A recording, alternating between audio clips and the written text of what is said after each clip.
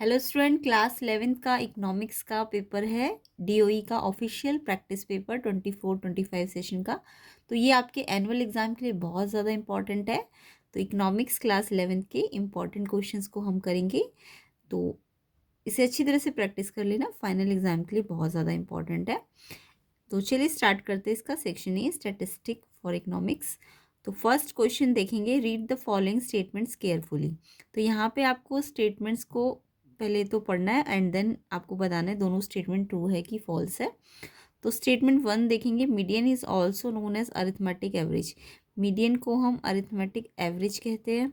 And second statement है, arithmetic mean median mode for a series are not related to each other.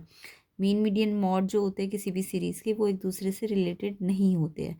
तो यहाँ पे अगर मैं फर्स्ट स्टेटमेंट की बात करूँ तो मीडियन को हम अरिथमेटिक एवरेज कहते हैं, ये फॉल्स है क्योंकि मीडियन को नहीं कहते हम अरिथमेटिक एवरेज। मीडियन तो आपकी मिडिल वैल्यू होती है ना। अरिथमेटिक एवरेज हम मीन को कहते हैं। तो यहाँ पे मीडियन की जगह अगर मीन होता तो ये ठीक था, बट अरिथमेटिक एवरेज हम मीडियन को नहीं कहते हैं, मीन को कहते हैं, तो इसलिए ये फॉल्स है। तो फर्स्ट स्टेटमेंट आपकी फॉल्स है। एंड सेकंड स्टेटमेंट की बात करें तो मीन मीडियन मॉड में कोई रिलेशनशिप नहीं है इन्होंने बोला है। तो जबकि इनमें एक रिलेशनशिप होता है जिसको हम रिलेशनशिप बिटवीन सेंट्रल टेंडेंसी कहते हैं ना, मीन्स ऑफ सेंट्रल टेंडेंसी। तो आपको पता है मीन्स ऑफ सेंट्रल टेंडेंसी क्या क्या होते हैं, मीन मीडियन मॉड। तो जो मीन मीडियन मॉड है, मीन मीडियन मॉड में आपको पता है ये रिलेशनशिप होती है, mode equals to 3 median minus 2 mean. ये फॉर्मूला आपको याद रखना होता है, मॉड निकालने को आता है कई बार पेपर में, या मीडियन निकालने को आता है, या मीन। तो इन तीनों में ये रिलेशनशिप है, mode equals to 3 median minus 2 mean. इसको हम रिलेशनशिप बिटवीन सेंट्रल टेंडेंसी कहते हैं। तो मॉड इक्वल होता है 3 time of median minus 2 mean. इसलिए इन्होंने कहा है कि ये रिलेट नहीं करता है, जबकि ये रिलेट करता है ना, रिलेशनशिप है इन तीनों के बीच में ये वाली। तो इसलिए ये स्टेटमेंट भी आपकी फॉल्स है। तो यानी कि फर्स्ट भी फॉल्स है एंड सेकंड भी फॉल्स है। फर्स्ट क्यों फॉल्स है, क्योंकि एरिथमेटिक एवरेज जो होता है वो मीन होता है, ना कि मीडियन। और सेकंड इसलिए फॉल्स है क्योंकि ये रिलेशनशिप शो होती है इन तीनों के बीच में, जबकि उन्होंने कहा नहीं होती है, तो इसलिए ये फॉल्स है। तो यानी दोनों फॉल्स है। तो आपका देखो ऑप्शन कौन सा वाला है जिसमें दोनों फॉल्स है। तो both statement first and second are false, ये आपका डी ऑप्शन है। तो यहाँ पे डी ऑप्शन आपका करेक्ट आंसर होगा। तो आई होप दोनों के आंसर आपको समझ भी आ गए होंगे कि अरिथमेटिक एवरेज हम मीन को कहते हैं और दूसरा इन तीनों के बीच में रिलेशनशिप होता है। ठीक है, ये रिलेशनशिप होता है। तो डी ऑप्शन इसका करेक्ट आंसर है। तो ऐसे ही डिटेल और कंसेप्ट आपको सीखने को मिलेंगे और भी वीडियोस के अंदर। तो प्लेलिस्ट सेक्शन को ज़रूर चेक करना, लिंक मैं डिस्क्रिप्शन में डाल दूँगी, जो कि आपके एनुअल एग्जाम के लिए बहुत ज़्यादा इंपॉर्टेंट है। नेक्स्ट क्वेश्चन देखते हैं, second question, choose the correct statement from the following. यहाँ पे आपको करेक्ट स्टेटमेंट ढूंढनी है।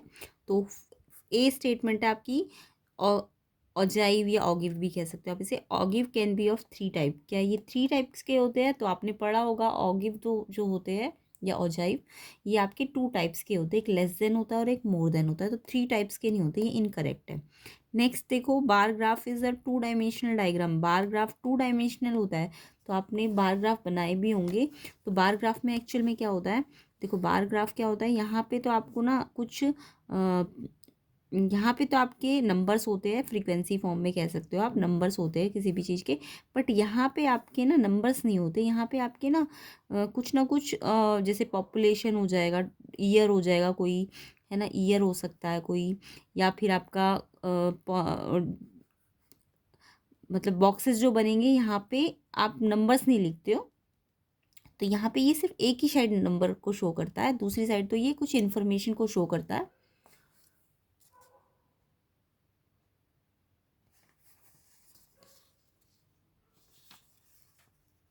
ठीक है, तो बार ग्राफ समझ आ गया ना। बार ग्राफ क्या होता है, इस साइड नंबर होते हैं और इस साइड आपकी इन्फॉर्मेशंस होती है एक्स एक्सिस पे।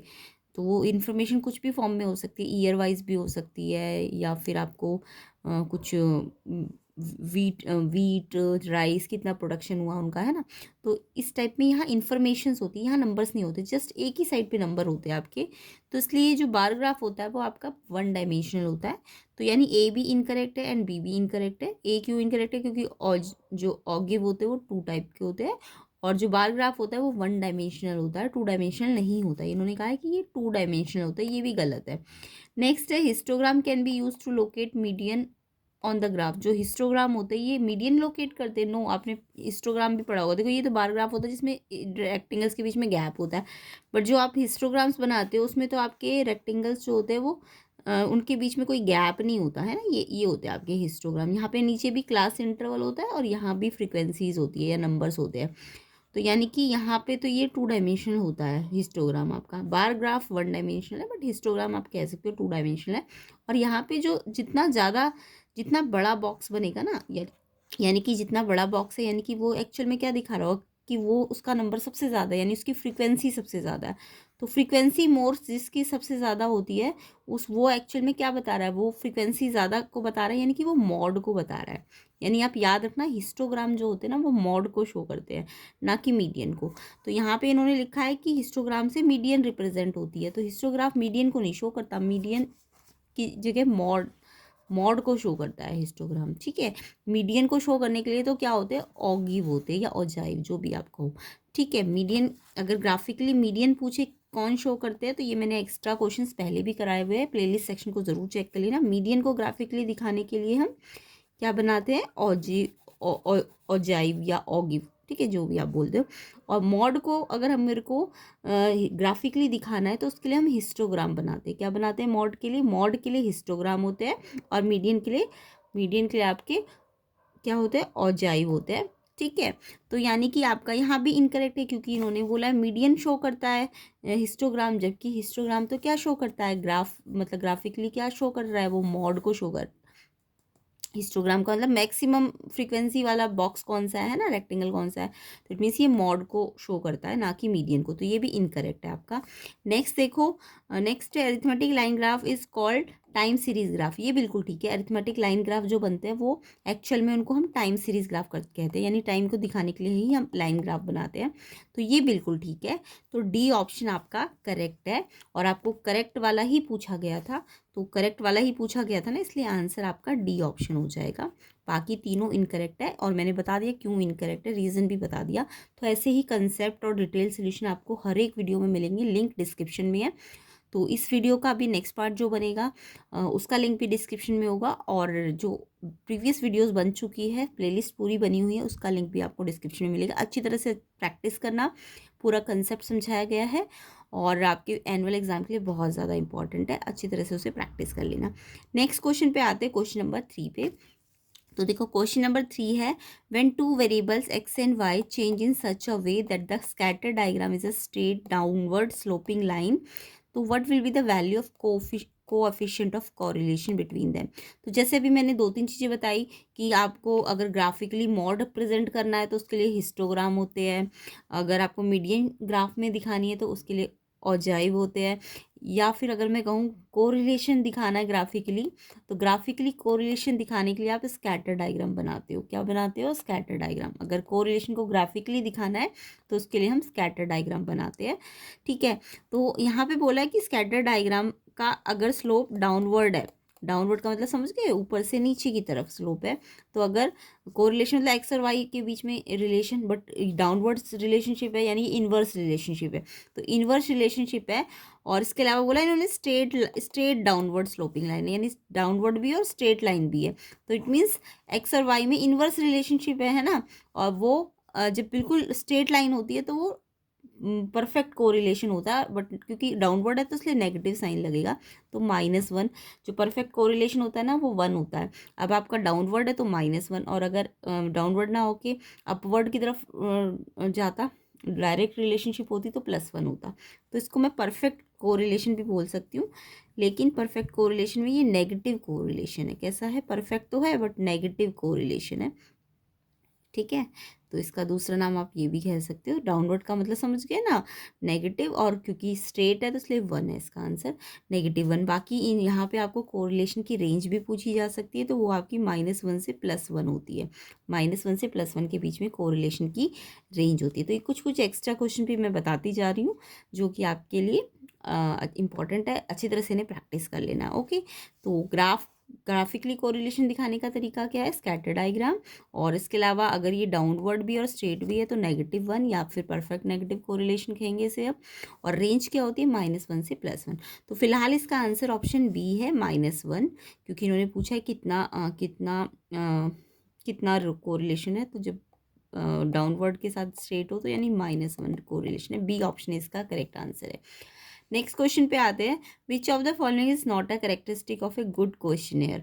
एक गुड क्वेश्चनेयर या हिंदी में कहते हैं प्रश्नावली, जिसमें हम प्रश्न पूछते हैं, क्वेश्चंस पूछते हैं। तो एक गुड क्वेश्चनेयर की करेक्टरिस्टिक क्या नहीं है, कौन से वाला नहीं है। तो आपको एक क्वेश्चन तो इंपॉर्टेंट है, ये गुड क्वेश्चनेयर के क्या क्या करेक्टरिस्टिक होते हैं, तो उसे अच्छी तरह से याद कर लेना। अब इन्होंने पूछा कौन सा नहीं है, नॉट वाला पूछा है क्वेश्चन में, तो आपको नॉट वाला बताना है। तो देखो, question should be in simple language. तो अगर क्वेश्चनियर की आपको करेक्टरिस्टिक पता है, एक अच्छी क्वेश्चनियर के अंदर क्या क्या करेक्टरिस्टिक होनी चाहिए, तो ये भी आपने पढ़ा होगा कि उसमें क्वेश्चन जो होते हैं बहुत सिंपल लैंग्वेज में होते हैं, ताकि जो भी उसका आंसर दे उसे क्वेश्चन समझ आना चाहिए। तो ये तो बिल्कुल करेक्टरिस्टिक है, तो ये तो है करेक्टरिस्टिक। आपको नॉट वाला पूछा है। बी वाला देखो, series of question should move from specific to general. जो क्वेश्चंस की सीरीज है वो स्पेसिफिक से जनरल की तरफ मूव करती है। तो इसको अभी हम देखते हैं। इसके बाद क्वेश्चन शुड, पहले हम देख लेते हैं जो एक क्वेश्चनर के अंदर होना चाहिए वो कौन कौन से पॉइंट है। तो question should be precise and clear, ये होना चाहिए एक क्वेश्चनर के अंदर। क्वेश्चन कैसे होने चाहिए, बहुत ही प्रिसाइज और क्लियर होने चाहिए। ये तो है इसका करेक्टरिस्टिक, तो ये तो ठीक है, ये भी ठीक है फर्स्ट वाला। एंड लास्ट वाला देखते हैं, question should not use double negative. Question के अंदर डबल नेगेटिव नहीं होनी चाहिए। यस, बिल्कुल ठीक है। क्वेश्चन सिंगल नेगेटिव में होना चाहिए, डबल नेगेटिव इसके अंदर नहीं होना चाहिए। एक बार में एक ही क्वेश्चन होना चाहिए। तो ये भी आपका बिल्कुल ठीक है कि एक क्वेश्चन के अंदर ये वाला करेक्टरिस्टिक होता है। आपको नॉट वाला पूछा है, तो बी ऑप्शन इसका आंसर होना चाहिए कि सीरीज ऑफ क्वेश्चन स्पेसिफिक से जनरल नहीं जाना चाहिए। ये कह रहा है मूव होना चाहिए, मूव होता है, तो ये गलत है। बी ऑप्शन इसका आंसर, क्योंकि आपको नॉट वाला पूछा ना, ये तीनों तो होना चाहिए। सिंपल लैंग्वेज होना चाहिए, प्रिसाइज क्लियर होना चाहिए, डबल नेगेटिव नहीं होना चाहिए। तो यानी इसका आंसर आपको नॉट वाला पूछा है, इसलिए बी ऑप्शन इसका करेक्ट आंसर है। तो इसलिए जो आपका क्वेश्चन नंबर 4 है उसका आंसर क्या हो जाएगा, बी ऑप्शन हो जाएगा। आई होप सबको ये क्वेश्चन समझ आ गया होगा। नेक्स्ट क्वेश्चन पे आते हैं, which of the following are economic activities. इनमें से बोला गया कौन सा इकोनॉमिक एक्टिविटी है, पूछा है कौन कौन सी इकोनॉमिक एक्टिविटीज़ है। तो इकोनॉमिक एक्टिविटी की डेफिनेशन ज़रूर याद कर लेना। और इकोनॉमिक एक्टिविटी और आपका जो नॉन इकोनॉमिक एक्टिविटी, इनमें डिफरेंस भी आता है पेपर में, तो उसको भी आपको अच्छी तरह से याद करना है। तो आपको पता है ना इकोनॉमिक एक्टिविटी क्या होती है, जिसमें रिवेन्यू अर्न हो और जिसमें गुड्स का प्रोडक्शन हो, है ना। इसके अलावा जिसको हम नेशनल इनकम में इंक्लूड कर सके, उन सब पॉइंट्स को अगर मैं कंबाइन कर दूं तो उसे हम क्या कहते हैं, इकोनॉमिक एक्टिविटी कहते हैं। तो यहाँ पे इकोनॉमिक एक्टिविटी का मतलब समझ आ गया सबको कि क्या होती है इकोनॉमिक एक्टिविटी, जिससे हमें रिवेन्यू अर्न हो, यानी एक्सचेंज ऑफ गुड्स हो और प्रोडक्शन ऑफ गुड्स हो, ताकि रिवेन्यू अर्न हो और नेशनल इनकम में इंक्लूड की जा सके। तो उसको हम क्या कहेंगे, इकोनॉमिक एक्टिविटी। और उसका उल्टा कर दूंगी तो वो नॉन इकोनॉमिक एक्टिविटी हो जाएगी। तो अब यहाँ पे पूछा है इनमें से कौन कौन सी है। तो परचेजिंग है लैपटॉप ऑनलाइन। तो जब आप एक लैपटॉप को ऑनलाइन परचेज करते हो तो देखो क्या होता है, ऑनलाइन परचेज करोगे तो आपको तो लैपटॉप मिलेगा, उसके अलावा दूसरे को क्या मिलेगा, उस लैपटॉप के बदले में कैश मिलेगा ना। तो यानी कि यहाँ पे क्या हो रहा है, रिवेन्यू अर्न हो रही है ना, रिवेन्यू अर्न हो रही है और गुड्स भी आपको लैपटॉप फॉर्म में मिल रहा है। तो एक्सचेंज ऑफ गुड्स भी हो रहा है और रिवेन्यू भी अर्न हो रही है। तो रिवेन्यू जब अर्न होती है तो यस, ये एक इकोनॉमिक एक्टिविटी है। तो परचेजिंग है लैपटॉप ऑनलाइन, ये वाला तो इकोनॉमिक एक्टिविटी है, तो ये तो बिल्कुल ठीक है। नेक्स्ट वाला देखते हैं, अ bagger bagging at a traffic signal. एक बैगर भिखारी जो है वो ट्रैफिक सिग्नल में अगर भीख मांग रहा है, तो भिखारी जो भीख मांग रहा है वो उसने कोई काम किया है जिसके बदले उसे सैलरी मिले। तो उसको सैलरी थोड़ी ना मिल रही है, उसको तो एक साइडेड पेमेंट मिल रही है। और ना ही यहाँ पे प्रोडक्शन ऑफ गुड हुआ है, तो ना तो रिवेन्यू अर्न हो रही है ना ही प्रोडक्शन ऑफ गुड हो रहा है ना। तो यानी कि जब ये दोनों ही पॉइंट ना मैच करे तो इट मीन्स वो एक इकोनॉमिक एक्टिविटी नहीं है। तो यहाँ भी ये इनकरेक्ट है। बैगर बैग कर रहा है, अगर कहीं भी बैग कर रहा है अगर बैगर, तो वो एक इकोनॉमिक एक्टिविटी नहीं मानी जाएगी, क्योंकि ना तो रिवेन्यू मिल रही है और प्रोडक्शन ऑफ गुड्स भी नहीं हो रहा है यहाँ पे। तो ये नहीं है इकोनॉमिक एक्टिविटी, समझ आ गया। नेक्स्ट देखो, next a priest in a temple being paid a regular salary. अगर प्रिस्ट टेम्पल में उसको एक सैलरी मिल रही है, यस, प्रिस्ट जो पुजारी होते हैं वो जब टेम्पल में काम कर रहे हैं तो उनको सैलरी मिलती है, तो सैलरी मिलने से उन्हें क्या हो रहा है, उन्हें रिवेन्यू मिल रही है, और बाकी लोगों को सर्विसेज मिल रही है। पंडित क्या कर रहे हैं, पूजा पाठ कर रहे हैं, तो उनसे सर्विसेज मिल रही है ना। तो यानी कि रिवेन्यू हो रही है, और गुड्स का एक्सचेंज, गुड्स फॉर्म मतलब पूजा कर रहे हैं वो, है ना, तो उससे एक्सचेंज हो रहा है। तो यस, प्रिस्ट अगर पूजा कर रहा है, सैलरी मिल रही है उसको, तो यस। हाँ, अगर वो अपने घर पे पूजा कर रहा होता तो फिर वो एक इकोनॉमिक एक्टिविटी नहीं होती, ठीक है। तो अभी फ़िलहाल उसे सैलरी मिल रही है, इसलिए वो एक इकोनॉमिक एक्टिविटी है, बिल्कुल ठीक है। नेक्स्ट देखिए, watching a movie with family in a cinema hall. अब यहाँ पे देखो, बच्चे कहेंगे वॉचिंग अ मूवी नहीं होता इकोनॉमिक एक्टिविटी। अगर वॉचिंग ए मूवी लिखा होता, ओनली वॉचिंग अ मूवी लिखा होता, तो उसका मतलब हम समझते कि हम मूवी देख रहे हैं, मतलब हम घर पे है तो हम मूवी देख रहे हैं। बट यहाँ पे साथ में इन्होंने लिख दिया इन अ सिनेमा हॉल, कि हम मूवी देख कहाँ रहे हैं, सिनेमा हॉल में देख रहे हैं। तो देखो, सिनेमा हॉल में अगर हम मूवी देख रहे हैं तो हम टिकट खरीद रहे हैं, टिकट खरीद रहे हैं तो हम, हाँ, और उसके बदले में सैलरी किनको मिल रही है, जो भी वहाँ उस सिनेमा हॉल के ऑनर्स वगैरह है ना, तो वहाँ पे रिवेन्यू अर्न हो रही है, और हमें भी क्या हो रहा है, गुड्स का एक्सचेंज हो रहा है। तो हमें फिल्म देखने को मिल रही है, हमने टिकट खरीदी, और दूसरे की क्या हो रही है, रिवेन्यू अर्न हो रही है। तो यहाँ भी एक्सचेंज हो रहा है और रिवेन्यू भी अर्न हो रही है।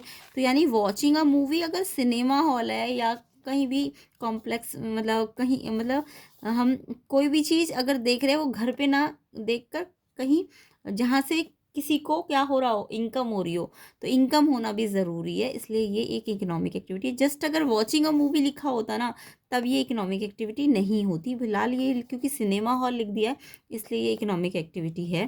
तो इकोनॉमिक एक्टिविटी के लिए आपको 3-4 पॉइंट याद रखने हैं। एक तो ऐसी जिससे प्रोडक्शन ऑफ गुड हुआ हो, प्रोडक्शन ऑफ गुड का मतलब समझ के, यहाँ पे पिक्चर बनी है ना, और प्रोडक्शन ऑफ गुड होने के साथ साथ क्या हुआ होगा, उससे किसी ना किसी की रेवेन्यू बन रही होगी, सैलरी बन रही होगी, ठीक है। और साथ में उसको हम नेशनल इनकम में इंक्लूड भी करते हैं, ठीक है। तो यहाँ पे बैगर जो बैग कर रहा है, उससे उसकी भले ही उसको मनी मिल रही है, बट वहाँ पे कोई एक्सचेंज ऑफ गुड थोड़ी ना हो रहा है। तो यहाँ पे सेकंड वाला पॉइंट ही आपका नॉन इकोनॉमिक एक्टिविटी है। ये कैसा है, नॉन इकोनॉमिक एक्टिविटी। बाकी तीनों जो है, फर्स्ट, थर्ड एंड फोर्थ, ये आपके इकोनॉमिक एक्टिविटी का पार्ट होते हैं। तो यहाँ पे आपको इकोनॉमिक एक्टिविटी ही पूछी गई थी ना, तो फर्स्ट वाला भी ठीक है, थर्ड वाला भी ठीक है, एंड फोर्थ वाला भी ठीक है। तो फर्स्ट, थर्ड एंड फोर्थ, ये आपका डी ऑप्शन है आंसर। तो ऑप्शन डी इसका करेक्ट आंसर है। आई होप सबको डिटेल में समझ आ गया होगा क्यों इसका आंसर ऑप्शन डी, और इकोनॉमिक एक्टिविटी का मतलब भी आपको समझ आ गया होगा। तो ऐसे ही कंसेप्ट और डिटेल सोल्यूशन आपको हर एक वीडियो में मिलेंगे, चाहे वो इकोनॉमिक्स की हो, मैथ्स की हो, सबकी प्लेलिस्ट बनी हुई है, उसको ज़रूर चेक कर लेना, लिंक डिस्क्रिप्शन में है। ओके, नेक्स्ट क्वेश्चन पे आते हैं। नेक्स्ट क्वेश्चन है आपका, Kabir collected data for the last 7 year regarding the enrolment of students in class 10th and class 12th of government school of Delhi on the basis of gender. This data will be classified as. अब देखो, यहाँ पे आपको data के type पता होंगे ना, कि क्लासिफिकेशन ऑफ डाटा कितने टाइप का होता है, आपने पढ़ा होगा। तो एक क्वालिटेटिव क्लासिफिकेशन होता है, एक क्वांटिटेटिव होता है, एक क्रोनोलॉजिकल होता है, एक ज्योग्राफिकल होता है। अब यहाँ पे आपको क्वालिटेटिव मतलब जब कोई क्वालिटी बताई जाए, क्वांटिटेटिव जब कोई क्वांटिटी बताई जाए, वो केजी में भी हो सकती है, वो क्विंटल में भी हो सकती है ना, नंबर्स में भी हो सकती है। क्रोनोलॉजिकल कब होता है, क्रोनोलॉजिकल क्लासिफिकेशन तब होता है जब कोई क्लासिफिकेशन में हम जब ईयरली क्लासिफिकेशन करते हैं, ईयर दे देते हैं, कोई मंथ दे देते हैं ना, तो क्रोनोलॉजिकल टाइम दे देते हैं, तो वो क्रोनोलॉजिकल क्लासिफिकेशन होता है। और ज्योग्राफिकल क्लासिफिकेशन तब होता है जब हम डाटा को कैसे ज्योग्राफी वाइज यानी लोकेशन वाइज प्रेजेंट करते हैं, जगह दिखा देते हैं, प्लेसेस दिखा देते हैं ना, तो वो ज्योग्राफिकल क्लासिफिकेशन होता है। तो यहाँ पे जो बात हो रही है, कबीर ने डाटा कलेक्ट किया 7 ईयर्स का। अब उसने कैसे किया है कि डाटा जो है वो 10th एंड 12th के गवर्नमेंट स्कूल्स का है। किस बेसिस पे किया उसने डाटा को कलेक्ट, जेंडर बेसिस पे। तो जेंडर बेसिस पे तो कलेक्ट किया, तो ना तो ये ज्योग्राफिकल है, क्योंकि जो बेसिस है वो जेंडर है, जबकि ज्योग्राफिकल में तो बेसिस क्या होता है, लोकेशन होता है। क्रोनोलॉजिकल में बेसिस टाइम होता है ना, तो क्रोनोलॉजिकल टाइम के बेसिस पे होता है, ज्योग्राफिकल लोकेशन बेसिस पे होता है, एंड क्वांटिटेटिव मैंने बता दिया नंबर्स के बेसिस पे। तो यानी यहाँ पे जेंडर का बेसिस है, यानी कि क्या कैसा क्लासिफिकेशन है, क्वालिटेटिव क्लासिफिकेशन है। तो क्लासिफिकेशन आपको याद रखना है कितने टाइप का होता है, और जेंडर बेसिस पे है तो इसलिए क्वालिटेटिव क्लासिफिकेशन है। अगर नंबर बेसिस पे होता है तो क्वांटिटेटिव होता, क्रोनोलॉजिकल मतलब टाइम बेसिस पे, और ज्योग्राफिकल मतलब लोकेशन बेसिस पे। तो यहाँ पे फिलहाल जेंडर है इसका बेसिस क्योंकि क्लासिफिकेशन का, तो इसलिए आंसर क्वालिटेटिव क्लासिफिकेशन होगा। तो आंसर क्या है इसका? क्वालिटेटिव। क्वालिटेटिव ये आपका ए ऑप्शन है, क्वालिटेटिव। ठीक है, स्पेलिंग है क्वालिटेटिव। नेक्स्ट क्वेश्चन देखते हैं। 7th question, read the following statement assertion and reasons है, और आपको एजर्शन रीजन के बाद पढ़ने के बाद आपको ये इसके ऑप्शंस पे टिक करना है। तो पहले इसको देख लेते हैं कौन सा ट्रू है और कौन सा फॉल्स है। तो एजर्शन पढ़ते हैं। Component data can be presented using a pi diagram. आपको पता है ना पाई डायग्राम क्या होता है? पाई डायग्राम में क्या होता है, एक सर्कल बना होता है और सर्कल के अंदर हमने बहुत सारी कैटेगरीज होती है, उसको हम एंगल वाइज क्या करते हैं, बांट देते हैं। ये जैसे कि इसका एंगल इतना है, इसका एंगल इतना है, इसका, तो 4-5 कैटेगरीज होती है। कैटेगरीज को हम कंपोनेंट भी कह सकते हैं ना। तो कंपोनेंट्स को हम सर्कल वाइज ग्राफिकली सर्कुलर बना के उसका रिप्रेजेंटेशन करते हैं, तो पाई डायग्राम बन जाता है। तो पाई डायग्राम को कंपोनेंट डाटा भी कह सकते हैं। यस, बिल्कुल ठीक है, कंपोनेंट ही तो वाइज उसको हम सर्कल के अंदर बनाते हैं, तो एजर्शन बिल्कुल ठीक है। रीजन देखो, रीजन है पाई डायग्राम एक ग्राफिकल मेथड है डाटा को प्रेजेंट करने का। यस, ग्राफिकल है बट सर्कल टाइप में बन जाता है ग्राफ, है ना। तो यस, ये भी ग्राफिकल मेथड है, बिल्कुल ठीक है। रीजन भी बिल्कुल ठीक है। और क्योंकि ये ग्राफिकल मेथड है, ग्राफिकल मेथड में हम ज़्यादातर कंपोनेंट ही तो दिखाते हैं, तो यस, ये इसका रीज़न एक्सप्लेन भी कर रहा है इसको। तो जब एजर्शन रीज़न दोनों करेक्ट भी है और रीज़न से ही एक्सप्लेन भी हो रहा है, तो यानी रीज़न एक्सप्लेन भी कर रहा है, तो या आपका आंसर ए ऑप्शन हो जाएगा। एजर्शन रीज़न ट्रू भी है और रीज़न एक्सप्लेन भी कर रहा है, तो इसलिए ए ऑप्शन इसका करेक्ट आंसर है। तो ऑप्शन ए इसका करेक्ट आंसर है। आई होप समझ आ गया होगा। अगले क्वेश्चन पे आते हैं। 8th क्वेश्चन, अनुराधा ने क्या करा, 60, 45 एंड 78 मार्क्स सिक्योर किए किसके सब्जेक्ट में? इंग्लिश में, मैथ्स में एंड इकोनॉमिक्स में। ध्यान रखना, इंग्लिश, मैथ्स, इकोनॉमिक्स रिस्पेक्टिवली लिखा है, तो एक एक करके देखो। इंग्लिश पहले है तो इंग्लिश में 60 आए, फिर मैथ्स है तो मैथ्स में 45 है, एंड लास्ट में इकोनॉमिक्स है तो इकोनॉमिक्स में 78 है। तो ऐसे जैसे ये ऑर्डर दिया है वैसे इन नंबर्स का भी ऑर्डर है, ठीक है। उसके बाद बोला, it was decided to give twice the weightage to mathematics than the other two subject. मतलब जो मैथमेटिक्स की वेटेज है ना, वो क्या है, ट्वाइस है, किससे? बाकी के 2 सब्जेक्ट से। तो वेटेज मतलब यहाँ पे जो मेरे को एवरेज निकालना है, एवरेज स्कोर बोला है क्वेश्चन में निकालने को, तो एवरेज आपका वेटेड एवरेज वाला है ये, ठीक है, क्योंकि वेटेज है ना, तो इसलिए मीन जो है, एवरेज मतलब मीन होता है। मीन आपका सिंपल वाला नहीं है, आपको वेटेड बोल दिया तो यानी वेटेड मीन निकालना है आपको। तो वेटेड मीन में आपको सबको पता है क्या करना चाहिए। एक एक्स होता है, एक्स तो आपको मार्क्स फॉर्म में दे दिया, 60, 45, 78 था। पहले 60 है, फिर 45, फिर 78। ये देखो मैथ, ये सबसे पहले क्या था, सबसे पहले आपका इंग्लिश था, यहाँ पे मैं लिख भी देती हूँ ताकि कन्फ्यूजन ना हो। फिर नेक्स्ट वाला मैथ्स है, और लास्ट वाला क्या है आपका, इकोनॉमिक्स है, ठीक है।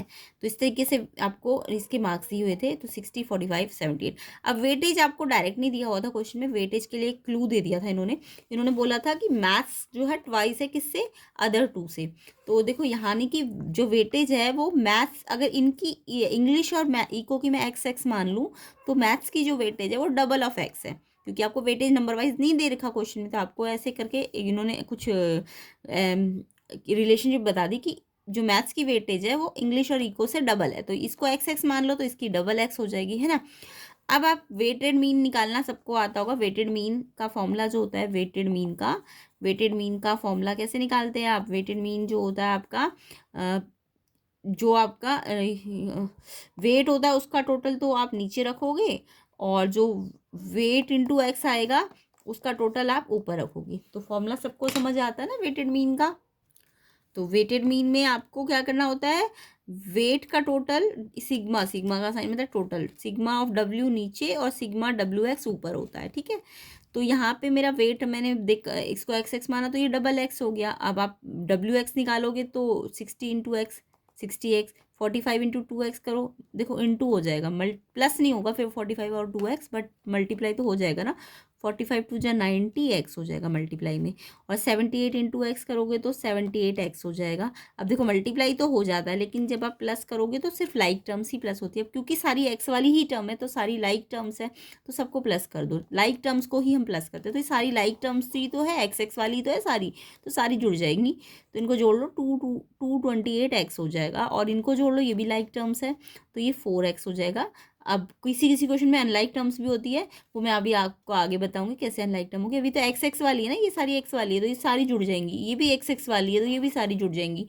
अब आपको दिख रहा है कि मैंने फॉर्मूला लिख दिया, डब्ल्यू एक्स का टोटल ये आया 228x, और जो आपका डब्ल्यू का टोटल है 4x है वो नीचे आ जाएगा, और x से x कट जाएगा, तो 4 से इसको डिवाइड कर लो, डिवाइड करोगे तो आपका 57 आंसर आ जाएगा, करके देख लेना। तो ऑप्शन सी इसका आंसर है। वेटेड मीन सबको आता है आई होप, तो वेटेड आपको दिया नहीं था वेटेज, आपको इनडायरेक्ट वे में बोला था कि ये डबल है, तो ये इसको एक्स एक्स मान लो, तो ये डबल एक्स हो जाएगा। ओके, तो इसका आंसर 57 है, ऑप्शन सी आंसर है। तो इसका आंसर क्या आ जाएगा, 57 आंसर हो जाएगा। आई होप सबको ये क्वेश्चन भी समझ आ गया होगा।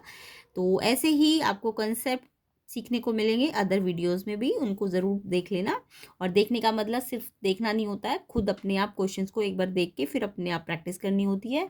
अपने सामने बुक, नोटबुक और पेन वगैरह रखा करो और उनको प्रैक्टिस किया करो। ज़्यादा से ज़्यादा प्रैक्टिस करोगे तो आपकी प्रैक्टिस बहुत अच्छी हो जाएगी। और अगर आप 4 to 5 क्वेश्चन पेपर्स कर लोगे तो आपका क्वेश्चन पेपर कितना भी हार्ड आया आपके पास, आप उसमें मतलब आपको मतलब ऐसा नहीं लगेगा कि आपने किया नहीं है, क्योंकि मोस्टली क्वेश्चन रिपीटेड होते हैं। ठीक है, तो इसलिए 4 to 5 question paper playlist section में से ज़रूर चेक कर लेना, लिंक डिस्क्रिप्शन में है, और इसका जो नेक्स्ट पार्ट बनेगा उसका लिंक भी आपको डिस्क्रिप्शन में मिलेगा। चलिए 9th क्वेश्चन पे आते हैं। Which of the following is not correct about coefficient of correlation. यहाँ पे भी नॉट वाला आंसर पूछा है, तो कौन सा जो है करेक्ट नहीं है कोएफिशिएंट ऑफ कोरिलेशन के लिए। तो कोएफिशिएंट ऑफ कोरिलेशन, एक तो कोरिलेशन निकालने के तरीके होते हैं, फिर उसके बाद उसके कोएफिशिएंट निकाले जाते हैं। तो कोएफिशिएंट ऑफ कोरिलेशन कौन सा करेक्ट नहीं है, तो देखो कोएफिशिएंट ऑफ कोरिलेशन का कोई यूनिट नहीं होता। यस, बिल्कुल ठीक है, क्योंकि कोएफिशिएंट है ना, तो कोएफिशिएंट का तो कोई यूनिट नहीं होगा, ये बिल्कुल ठीक है, no unit. Negative value indicate inverse relationship between variable. तो आपने कोरिलेशन में पढ़ा होगा, जो नेगेटिव वैल्यूज आती है तो वो इनवर्स रिलेशनशिप, अभी थोड़ी देर पहले भी बताया था ना मैंने, जब एक होती है पॉजिटिव रिलेशनशिप तब तो अपवर्ड स्लोप होता है, और अगर इनवर्स रिलेशनशिप है तो डाउनवर्ड स्लोप होगा। तो यस, इनवर्स रिलेशनशिप है तो नेगेटिव वैल्यू मिलेगी, बिल्कुल ठीक है ये तो। It's value lie between -1 and 1। हाँ, अभी मैंने थोड़ी देर पहले बताया था ना आपको, कोरिलेशन का आंसर जो आता है वो -1 से +1 आता है, ये भी ठीक है आपका। -1 से +1 इसका रेंज होता है या वैल्यू होती है, बिल्कुल ठीक है। आपको नॉट करेक्ट पूछा है। इसका मैग्नीट्यूड अफेक्ट होता है by change of origin and change of scale, ये गलत है। ये कोरिलेशन में आपको याद रखना है, कोरिलेशन में जो पॉइंट्स होते हैं कि कोरिलेशन की एक तो यूनिट नहीं होती, बिल्कुल ठीक है, क्योंकि ये सेम चीज़ों का रेशो होता है ना, तो सेम मैग्नीट्यूड्स का रेशो होता है ये, या सेम कह सकते हो कैरेक्टर्स का रेशो होता है, तो नो यूनिट, यस बिल्कुल ठीक है। और नेगेटिव वैल्यू इनवर्स रिलेशनशिप है तो आपको नेगेटिव मिलेगा, और इसका रेंज -1 से 1 है। यहाँ पे ये जो डी ऑप्शन है, ये इसका करेक्टरिस्टिक भी होता है कि ये ना इंडिपेंडेंट होता है, यानी ये ना तो ऑरिजिन पे डिपेंड करता है और ना ही स्केल पे डिपेंड करता है। कितना भी स्केल लिया जा सकता है, 10, 20 या 100, 200, कितना भी स्केल लिया जा सकता है, और ऑरिजिन भी कुछ भी लिया जा सकता है। तो ये इंडिपेंडेंट होता है इससे, जबकि ये कह रहा है कि ये अफेक्ट हो रहा है, ऑरिजिन चेंज करने से ये अफेक्ट हो जाएगा, नहीं, ये तो इंडिपेंडेंट होता है, ये इस पर डिपेंड ही नहीं करता ऑरिजिन पे या स्केल पे। तो यहाँ पे बोला ये डिपेंड करता है, ये अफेक्ट होता है, तो ये गलत लिखा है इन्होंने, ये अफेक्ट नहीं होता, ये इंडिपेंडेंट है, ये डिपेंड ही नहीं करता ऑरिजिन पे और स्केल पे। तो आपको ये पॉइंट याद रखना है कोरिलेशन के बारे में, कि ये ऑरिजिन पे भी डिपेंड नहीं करेगा और ना ही स्केल पे डिपेंड करेगा, यानी इनसे अफेक्ट नहीं होगा, जबकि ये बोल रहा है कि अफेक्ट होगा, तो ये गलत लिखा है इन्होंने।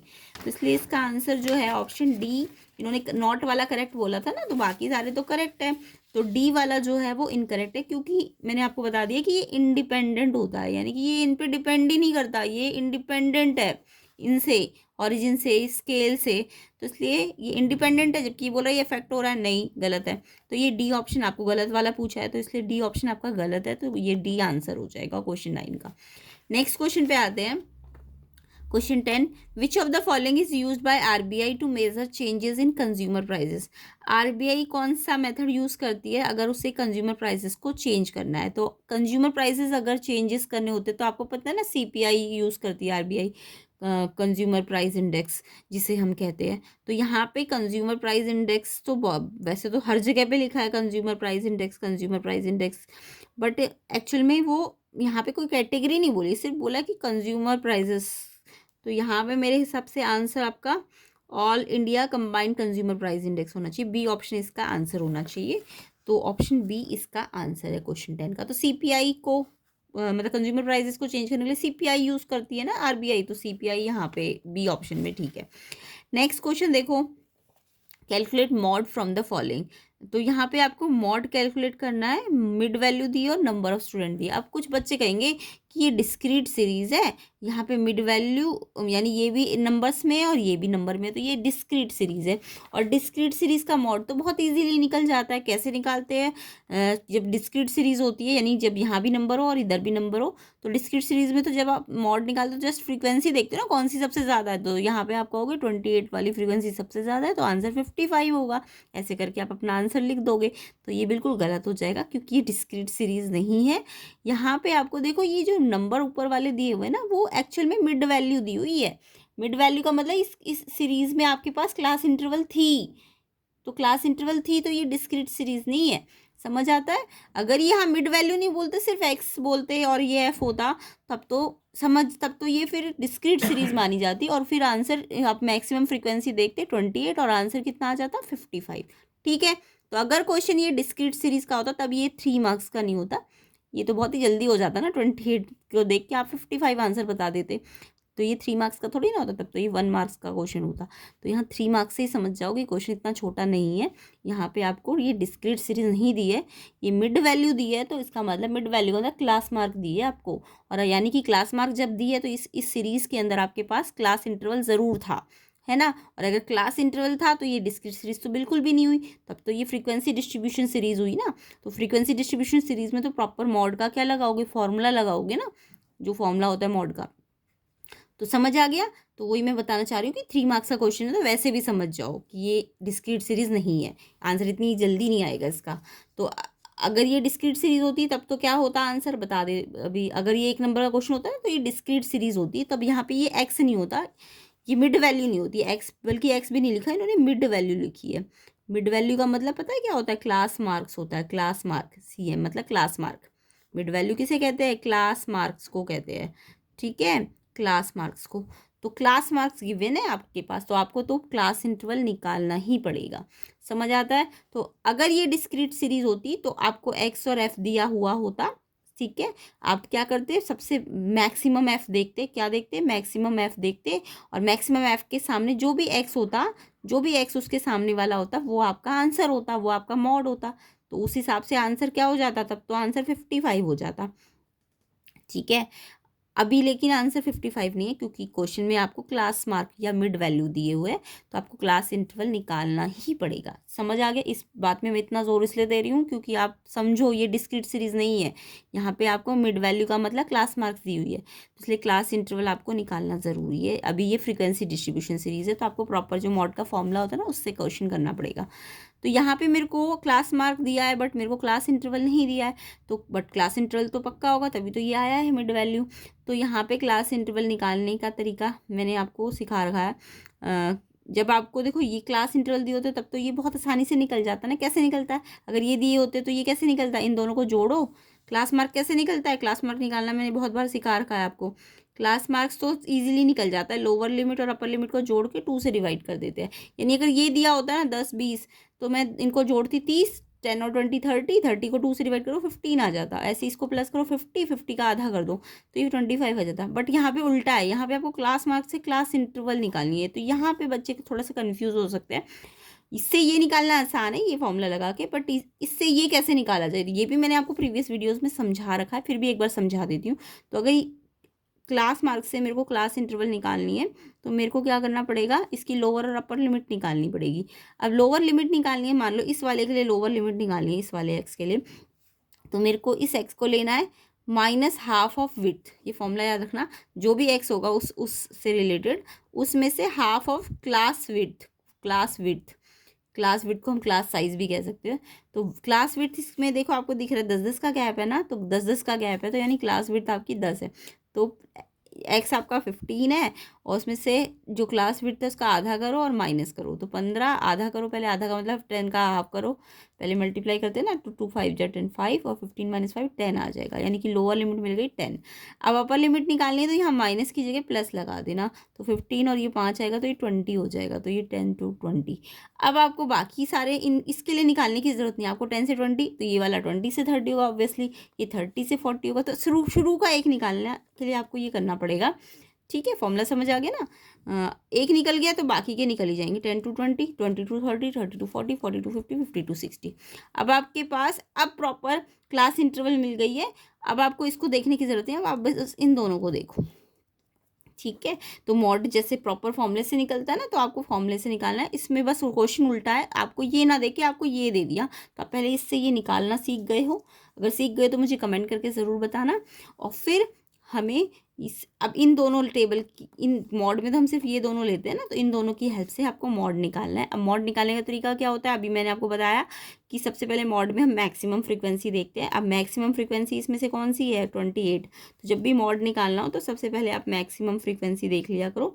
मैक्सिमम फ्रीक्वेंसी 28 है। अब क्योंकि ये फ्रीक्वेंसी डिस्ट्रीब्यूशन सीरीज़ है, तो आंसर ये तो नहीं होगा, आंसर तो ये पूरा भी नहीं होगा, ये तो मॉडल क्लास है। इसको हम क्या कहेंगे, ये मॉडल क्लास है। इसके सामने जो भी मैक्सिमम फ्रीक्वेंसी के सामने क्लास होती है ना, इसको हम मॉडल क्लास कहते हैं। तो अगर एक नंबर का क्वेश्चन आए मॉडल क्लास बताओ, तो आपकी मॉडल क्लास 50 to 60 है।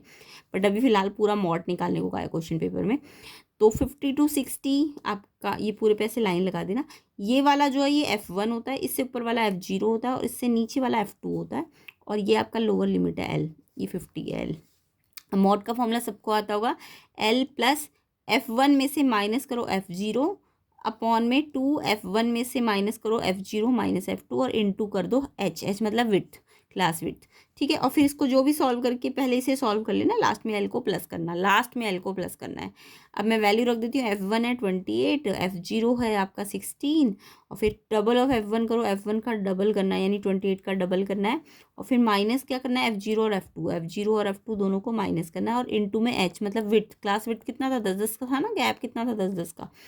तो ये फॉर्मूले में अब मैंने रख दिया। अब मेरे को L को पहले अभी नहीं देखना, पहले मुझे ये पूरा सॉल्व करना है। तो ये सॉल्व करने का मतलब क्या है, पहले आप इसे माइनस कर दो, 28 माइनस 16 कर दो। तो देखो 28 माइनस 16 करोगे तो 12 आ जाएगा, है ना।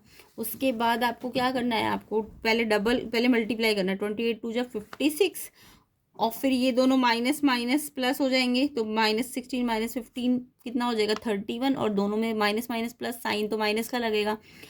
तो पहले डबल करो और फिर उन बाकी दोनों को प्लस करके साइन माइनस का लगाओ, और फिर इनटू में यहाँ 10 था, है ना। अब आप इसे सॉल्व कर लो। अब आपका 50 तो एज इट इज़ रहने दो, पहले इस पूरे को सॉल्व करो। तो ये 12 इंटू 10 कितना हो जाएगा, 12 इंटू 10 हो जाएगा आपका 120, और ये माइनस कर दो तो ये माइनस करके आएगा 25। एक मिनट, हाँ तो देखो यहाँ पे देखो, ये आया 50, ये कितना है 12, अपॉन में इसको माइनस करो 25, और इनटू में क्या है 10। अब मैंने आपको कहा पहले इसे सॉल्व करना, बाद में 50 के साथ लेना। तो यहाँ पे मेरा पहले, अब देखो ये 5 से कट गया ऊपर नीचे, 5 मल्टीप्लाई तो ऊपर नीचे कट जाएगा, 5 2 जा 10, 5 5 जा 25। अब नहीं कट रहा ना, ये नहीं कट रहा इससे, तो अब सामने सामने इनको पहले मल्टीप्लाई करो, 12 2 जा 24 अपॉन 5, 50 एज इट इज़। 24/5 को 5 से डिवाइड कर दो, 24 को 5 से, तो 24 तो इसके अंदर आएगा, 24 न्यूमरेटर हमेशा अंदर रखना है और डिनोमिनेटर बाहर रखना है। तो ये 5 पे जाएगा, पहले 4 पे, 5 4 जा 20, और फिर 4 0, तो ये पॉइंट लगेगा 4.8 आ जाएगा डिवाइड करके। अब आप लास्ट में, अब जब ये पूरा सॉल्व हो जाए आप 50 के साथ प्लस कर लो। तो प्लस करना तो सबको आता होगा, 50 पे पॉइंट नहीं है ना, पॉइंट के बाद जीरो लगाया करो, जिस पे पॉइंट ना हो उसके पॉइंट के बाद जीरो लगा दो, और 4.8 से ऐड करो 54.8, तो ये आपका आंसर है। 50 मॉड जो आएगा वो 54.8, और अगर आप वैसे निकालते तो 55 आता है ना। तो फिर आपका मैच तो कर रहा है थोड़ा थोड़ा, बट बिल्कुल ये नहीं है, आंसर ये है। क्यों, क्योंकि ये 3 मार्क्स का क्वेश्चन है, वैसे भी समझ जाओ तो इतना आसान तो बिल्कुल नहीं होगा कि आप 28 देख के 55 पे आंसर लगा दो कि आपका वो आंसर 55 है। ये आपको मिड वैल्यूज दी है, तो यानी कि ये फ्रीक्वेंसी डिस्ट्रीब्यूशन सीरीज है। तो आई होप सबको ये क्वेश्चन समझ आ गया होगा। मिड वैल्यू जब भी दी हो आप क्लास इंटरवल निकालोगे, ठीक है। और क्लास इंटरवल जहाँ पे होती है तो फिर मॉड का आप ये वाला फॉर्मूला लगाया करो, ठीक है। अगर डिस्क्रीट सीरीज होती तब तो सिर्फ मैक्सिमम फ्रीक्वेंसी के सामने वाले एक्स को ही आप मॉड कह सकते थे, यानी उसी अगर डिस्क्रीट सीरीज होती यानी यहाँ मिड वैल्यू ना लिख के सिर्फ एक्स और एफ लिखा होता, तब आप कह सकते थे आंसर 55 है तब, लेकिन वो 3 मार्क्स का क्वेश्चन नहीं होता, वो 1 नंबर का होता, ठीक है। तो नेक्स्ट क्वेश्चन देखो, इसी का चॉइस वाला क्वेश्चन है। If the arithmetic mean of the following series 116, find the missing value. तो यहाँ पे मेरे को मीन आपको क्वेश्चन में दे रखा है, निकालना नहीं है, दिया हुआ है मीन आपको दे रखा है, बट आपको मिसिंग वैल्यूज़ निकालनी है। तो मिसिंग वैल्यू निकालने का मतलब क्या है, कुछ मिसिंग है। देखो ज़्यादातर ना आपने अभी तक क्वेश्चन किए होंगे उसमें फ्रीक्वेंसी मिसिंग होती थी, बट यहाँ पे उल्टा है। यहाँ पे आपका जो एक्स है ना वेजेस वो मिसिंग है, यहाँ पे मिसिंग है। फ्रीक्वेंसी ना मिसिंग होके आपका वेजेस मिसिंग है, तो आप वेजेस जो मिसिंग है उसको एक्स मान लो। तो पहले तो हॉरिजॉन्टली से इसे वर्टिकली अरेंज कर लो, तो मैंने इसे वर्टिकली अरेंज कर लिया। अब जहाँ ये मिसिंग था ना, ये वाला 14 के सामने वाला मिसिंग है, 14 के सामने वाला, इसको एक्स मान लिया हमने, और इसको फ्रीक्वेंसीज को भी हमने ऐसे अरेंज कर लिया। अब आपको मीन का पता है ना, जब भी एक्स और एफ दिया हो तो आप क्या निकालते हो, मीन में एफ एक्स निकालते हो। तो एफ एक्स निकाल लो। अब यहाँ पे थोड़ा सा ध्यान रखो, एक्स की वैल्यूज़ बहुत बड़ी बड़ी है, तो जब मल्टीप्लाई करोगे ना तो थोड़ा ज़्यादा ही वैल्यूज़ आएंगी। तो ये मैंने डायरेक्ट मेथड से किया है, आप चाहो तो जो इसका स्टेप डेविएशन मेथड है वो भी लगा सकते हो।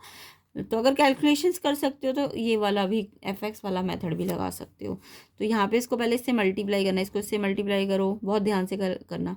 फिर इसको इससे मल्टीप्लाई करो, फिर इसको इससे मल्टीप्लाई करो, फिर इसको इससे मल्टीप्लाई करो। अब देखो एक्स को 14 से मल्टीप्लाई तो करो, 14x हो गया।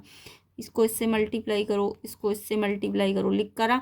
अब क्या होता है, मीन का फॉर्मूला एफ एक्स का जो भी टोटल आएगा और उसको एफ के टोटल से डिवाइड करना होता है ना। तो एफ एक्स का टोटल भी अब आपको बहुत ध्यान से करना। अब देखो ये सारी अभी जो मैंने इससे पहले एक क्वेश्चन कराया था ना वेटेड मीन वाला, उसमें तो क्या था आपका, सारे ना लाइक टर्म्स थे, ये वाले सारे लाइक थे ना, एक्स एक्स एक्स, तो सारे जुड़ गए थे। ऐसे ये भी सारे लाइक थे तो ये भी जुड़ गए थे। बट यहाँ पे आपको क्या दिख रहा है, आपको दिख रहा है ये नंबर है, ये नंबर है, ये नंबर है, नंबर है, ये बट नंबर नहीं है, ये एक्स वाला टर्म है, ये एक्स वाला टर्म है। तो ध्यान रखना, ये जो नंबर, ये पूरा एक्स वाला टर्म माना जाएगा। इसका जो 14 है ना उसे भी प्लस मत करना, इन नंबर्स में गलत हो जाएगा। ये पूरा ही एक्स वाला टर्म है, तो इसको आपको ना अलग से प्लस में अलग से करके लिख देना है।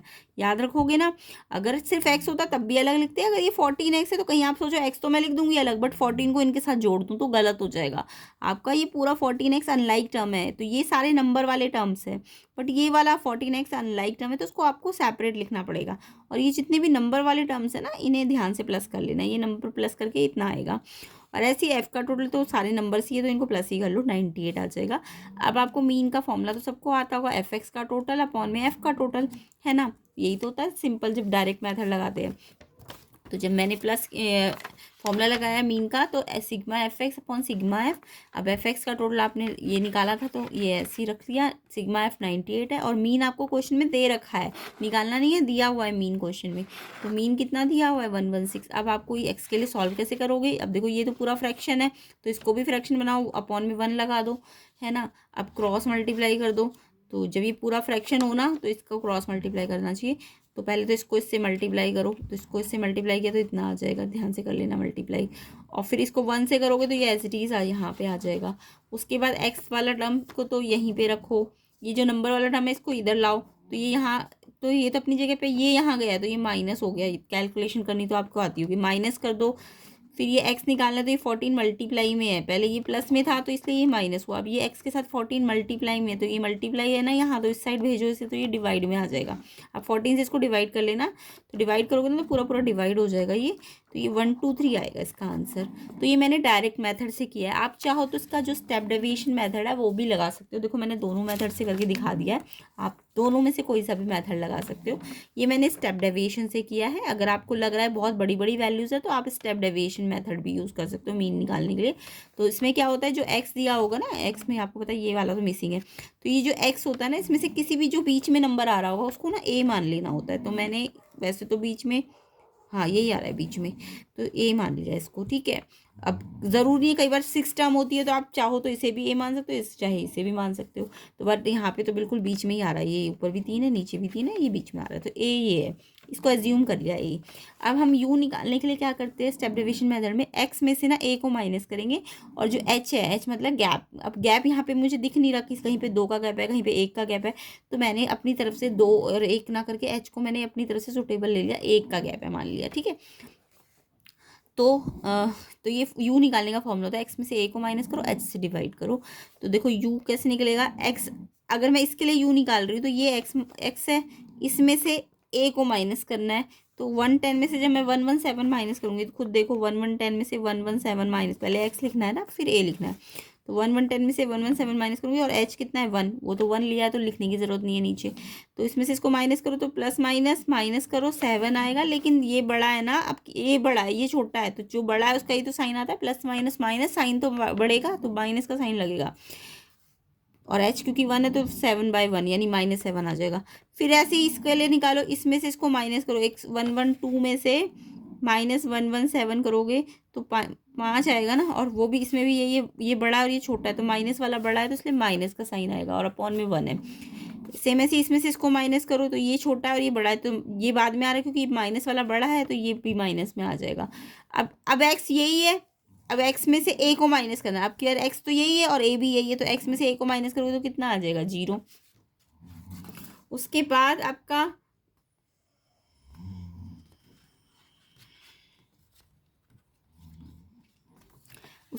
आपका ये समझ आ गया ना, क्योंकि यहाँ पे x भी यही है और a भी यही है तो 0 आ जाएगा। इसके बाद नेक्स्ट में ये वाला अब क्लियर, x आपका मिसिंग है ना x, और ये इसमें से ये माइनस करना है, तो अब ये तो इसमें से माइनस हो नहीं सकता, अनलाइक है क्योंकि, तो ये x में से -1 1 7। फिर ऐसे ही अब आपका ये इसमें से इसको माइनस करो, तो इसमें से इसको माइनस करो तो कितना आएगा 11 आएगा ना, 11 आएगा 8 आएगा, 8 आएगा इसमें से जब इसको माइनस। अब की बार देखो 1 2 5 x है और a ये है, a तो बाद में आता है ना, तो ये बड़ा है और ये छोटा है तो साइन प्लस का आएगा, यानी कि 0 के नीचे वाले प्लस के आएंगे और 0 से ऊपर वाले माइनस के आएंगे, ये याद रखना।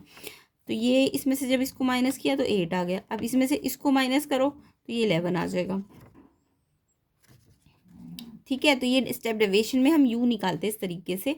अब u जब निकल जाता है तो एफ एक्स ना मल्टीप्लाई करके f को u से मल्टीप्लाई करते हैं, एफ यू को मल्टीप्लाई करते हैं, तो ये स्टेप डेविएशन करने का तरीका है। तो f का u से मल्टीप्लाई करो, इसको इससे मल्टीप्लाई करो, और मल्टीप्लाई में अगर एक माइनस है तो लगाओगे ना, फिर ऐसे इसको इससे मल्टीप्लाई करो, इसमें भी माइनस लगेगा, इसको इससे मल्टीप्लाई करो माइनस लगेगा, इसको 0 से मल्टीप्लाई करोगे तो 0 आएगा, 0 से मल्टीप्लाई करके 0 आता है।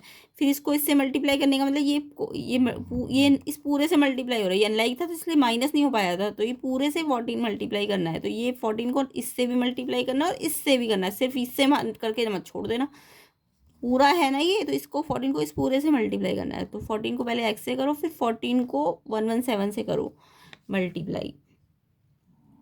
ठीक है, तो ये आ जाएगा। फिर ऐसे 8 को 8 से मल्टीप्लाई करो, फिर 6 को 11 से मल्टीप्लाई करो, तो f को u से मल्टीप्लाई करते जाना है, f को u से। ठीक है, अब मैंने आपको बोला है जब आप स्टेप डेविएशन का फॉर्मूला लगाओगे ना, तो मीन निकालने के लिए a plus sigma F you upon sigma F into H, क्योंकि आपने a और h दोनों लिए हैं ना, तो आपको ये पूरा a भी लेना पड़ेगा और h भी लेना पड़ेगा, तो a प्लस होगा और ये F you upon F into H, sigma F you मतलब ये पूरा आया। अब देखो ये पूरा तो आपको इंटीजर सॉल्व करने तो आते ही होंगे, अभी मैंने आपको बता रखा है। इंटीजर में क्या करते हैं, जो भी नेगेटिव नंबर्स है, ये नेगेटिव नंबर ये है ये है ये है, देखो यहाँ भी एक नंबर है वो नेगेटिव है, ये नहीं है 14x तो अनलाइक टर्म है, तो वो तो अलग से लिखा जाएगा, उसको तो आप अलग से ही लिख देना, 14 का x अलग से लिखा जाएगा। बट ये भी नेगेटिव है, ये भी नेगेटिव है, ये भी नेगेटिव है, ये भी नेगेटिव है, चारों नेगेटिव को आपको जोड़ना है, तो मैंने जोड़ा चारों नेगेटिव्स को, तो यहाँ पे जोड़ रखा है। कौन कौन से नेगेटिव थे, 175 85 52, ये आपका 312 था, और फिर उसमें -1638 भी था नेगेटिव वाला, तो इसको सबको जोड़ा तो 1950 आ रहा है, और सारे नेगेटिव्स को जोड़ने पे साइन नेगेटिव लगेगा, तो नेगेटिव नंबर तो 1950 आ रहा है, और पॉजिटिव कौन कौन से, देखो ये और ये पॉजिटिव है, तो पॉजिटिव को जोड़ा मैंने, तो पॉजिटिव को जोड़ने पे मेरा 130 आ रहा है। तो देखो नेगेटिव नंबर कितने आ रहे हैं 1950, और पॉजिटिव आ रहा है आपका 130। अब आप नेगेटिव और पॉजिटिव माइनस प्लस क्या करोगे, माइनस करोगे, और साइन देखो बड़े नंबर का लगेगा, तो इसलिए माइनस नंबर जब मैंने इसमें से इसको माइनस किया तो मेरा 1820 आ रहा है, साइन नेगेटिव आ रहा है, और क्योंकि ये अनलाइक टर्म है तो इसको एज इट इज़ अलग से लिखना है। ठीक है, और एफ का भी टोटल कर लेना है। अब ये वैल्यूज़ को आपको रखना है यहाँ पे, ए एज्यूम कितना किया था आपने 117 प्लस सिग्मा एफ यू कितना है ये पूरा, तो इस पूरे को मैंने ऊपर लिख दिया, सिग्मा एफ कितना है 98, और एच तो 1 लिया था मैंने, है ना, कहीं कहीं 2 का, कहीं पे 1 का, कहीं पे 4 का गैप था, तो मैंने सुटेबल गैप ले लिया, 1 ले लिया। ठीक है, अब ये 1 से मल्टीप्लाई करने का मतलब ये तो एज इट इज ही आएगा, मैंने क्या कहा इसको जैसे एल को अलग से प्लस करते हैं, इसको भी बाद में प्लस करना, पहले इसको पूरे को कर लो, तो ये 1 से 1 लिखने की तो खास ज़रूरत नहीं, ये पूरा एज इट इज़ लिख दो। अच्छा, ये जब भी ये दिया हो और यहाँ से कुछ निकालना हो तो पहले ए को यहाँ भेज दो, तो ये प्लस हो रहा है ना यहाँ पे, यहाँ प्लस हो रहा है तो इधर माइनस हो जाएगा, तो माइनस कर दो, प्लस माइनस माइनस, देखो इसमें से इसको माइनस करो, एक एक आएगा और साइन बढ़ेगा, लगेगा -1 आएगा, यानी ये, और ये ऐसे ही रहेगा, तो -1 और ये ऐसी, इसका जो 98 नीचे था तो वो पूरा डिवाइड में था ना, तो क्रॉस मल्टीप्लाई में 98 ऊपर चला जाएगा, है ना। अब ये से मल्टीप्लाई करो, माइनस का मल्टीप्लाई करोगे तो 98 ही आएगा, बट एक माइनस लगता है तो माइनस का साइन आ जाएगा, और फिर एक्स निकालना है तो ये जो माइनस का नंबर है इधर भेजो, प्लस हो जाएगा, और ये एक्स वाला यहीं रहेगा। फिर एक्स निकालना है तो ये मल्टीप्लाई वाला 14 यहाँ डिवाइड में आ जाएगा, और डिवाइड करो तो ये देखो सेम वही आंसर आ रहा है। तो आप चाहो तो कोई सा भी मेथड लगा सकते हो, मुझे लग रहा है कि ये थोड़ा मुश्किल लग रहा होगा बच्चों को, बट ये मेथड भी आपको आना चाहिए, मिसिंग में बहुत ज़्यादा काम आता है, ठीक है। बट कैलकुलेशन पार्ट आपके लिए है, वो खुद आपको करना आना चाहिए। चाहे तो आप डायरेक्ट मेथड वाला जो मैंने एफ वाला मेथड बताया है उससे भी कर सकते हो, बस ध्यान रखना मिसिंग है तो एक्स निकालने के लिए इक्वेशन को सॉल्व करना पड़ेगा। तो दोनों में देखो आंसर सेम आ रहा है, 1 2 3 एंड 1 2 3। आई होप सबको ये डिटेल सोल्यूशन कंसेप्ट समझ आ रहे होंगे। तो आगे के क्वेश्चंस हम नेक्स्ट पार्ट में करेंगे, क्योंकि वीडियो बहुत लंबा हो गया है। तो ये जो इसके आगे के क्वेश्चन है 12 13 14 पॉलीगन कैसे बनाया जाता है, ये सारे क्वेश्चंस हम डिटेल सोल्यूशन में नेक्स्ट पार्ट में कवर कर लेंगे। कोफिशिएंट ऑफ कोरिलेशन क्या है, कोरिलेशन रैंक कैसे निकाला जाता है, प्राइस इंडेक्स कैसे निकाले जाते हैं, है ना। उसके बाद उसके नेक्स्ट पार्ट में हम माइक्रो इकोनॉमिक्स के भी ये सारे क्वेश्चंस कवर करेंगे। तो वीडियो को ज़्यादा से ज़्यादा शेयर करना, ताकि आपको इनके नेक्स्ट पार्ट जल्दी से जल्दी मिले। कम से कम 500 लाइक्स तो जल्दी जल्दी दे दो, ताकि आपको जल्दी जल्दी इसके नेक्स्ट पार्ट मिल जाए और आपके एनुअल एग्ज़ाम की अच्छी तरीके से प्रिपरेशन हो जाए। तो वीडियो को ज़्यादा से ज़्यादा शेयर करो, ज़्यादा से ज़्यादा लाइक करो, और चैनल में नए हो तो सब्सक्राइब ज़रूर करके जाना चैनल को। तो ये सारे क्वेश्चंस आपको डिटेल सोल्यूशन के साथ इसके नेक्स्ट पार्ट में मिलेंगे। इसके अलावा और भी प्लेलिस्ट में क्वेश्चन पेपर्स है, उनको भी ज़रूर देख लेना, लिंक मैं डिस्क्रिप्शन में डालूंगी उसका भी, और इसके जो नेक्स्ट पार्ट बनेंगे उनका भी। तो वीडियो कैसी लगी मुझे कमेंट करके ज़रूर बताना, और ये सारे क्वेश्चंस हम नेक्स्ट पार्ट में कवर करेंगे, ठीक है। सबका सोल्यूशन ऐसे ही डिटेल होगा, कंसेप्ट आपको समझ आएंगे, और 4 to 5 क्वेश्चन पेपर कर लोगे ना तो आपके पेपर फाइनल बहुत ही आपको ईजी लगेगा। तो आई होप सबको समझ आएगा, एंड वीडियो को ज़्यादा से ज़्यादा शेयर कर दो। चैनल में नए हो तो सब्सक्राइब ज़रूर करना, और प्रैक्टिस करते रहिए, एग्ज़ाम बहुत पास है तो आपको अच्छी तरह से प्रैक्टिस करनी है।